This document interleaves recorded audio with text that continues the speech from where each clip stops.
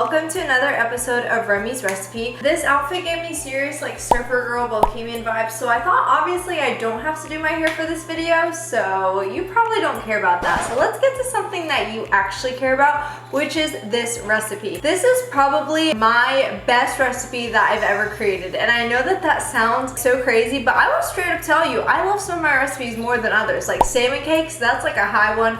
Nourishment bowl, that's a high one, but this one might like take the cake. Like it is so good. So I actually want to thank the person who suggested this, because the minute they suggested that I should make nachos, a light bulb went off in my head and I'm like, yes, okay, because I know exactly what ingredients to put that's just gonna make it taste phenomenal and still super healthy. So without further ado, let's get into the recipe. So starting off, the first thing that you're going to do is cook your meat. So you can either do ground turkey or a lean ground meat. So for this one, I just used ground turkey just because this really has been growing on me. Like it tastes really, really good. So for the ground turkey, I chose 93%, and I just put my skillet on medium heat on my stove, and then I put a little bit of olive oil in the pan. Then I dumped my ground turkey, and then I seasoned it with all of my typical like fajita seasonings. So I did cumin, chili powder, paprika, a little bit of cayenne pepper. That one's the hot one, so be careful. And then I also did oregano and then salt and pepper. Once I seasoned it, I kind of just kept mixing it for about 20 minutes until it kind of just looked the right color. And then in the meantime, I worked on the pico de gallo and the guacamole. So now you can buy both of these store-bought. A lot of store-bought options for guac and the pico de gallo aren't necessarily like unhealthy at all, but I just like for it to kind of taste a little bit fresher. So if you want to make your own pico de gallo as well, I cut up about 3 tomatoes, and then I cut up about 1/4 of a red onion, and then I also cut up about 1/2 of a cilantro bunch, and I put it all in a bowl. Then I juiced 2 limes, and I put a little bit of olive oil. I don't really measure this, but if I had to guess, I would say it's probably a tablespoon.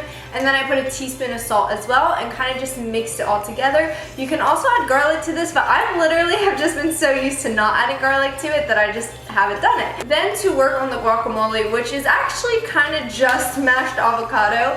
I literally just mashed some avocado, and then I put the juice of 1 to 2 limes and some salt, and then I mix it all together, and that's literally it. Now for the main assembly, you're going to want to go ahead and preheat your oven to about 400 to 450 degrees Fahrenheit. Then on like a tray, you're gonna put down 1.5 ounces of the siete grain-free chips, and then you're gonna put 3 ounces of the ground turkey once it's all done. And then this is going to be the secret component that just makes everything so delicious. You're also going to get the siete cashew queso. So I got their spicy blanco, I think that's what it's called. One second.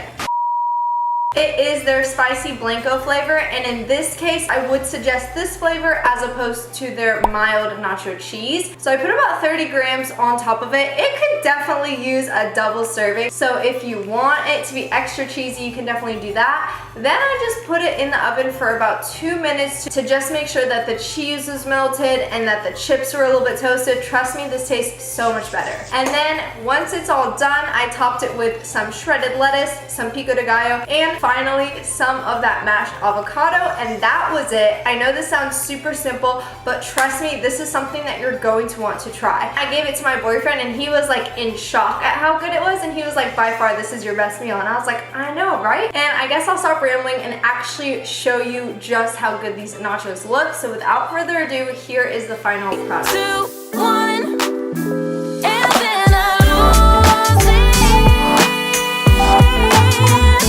I'm delusional, you say.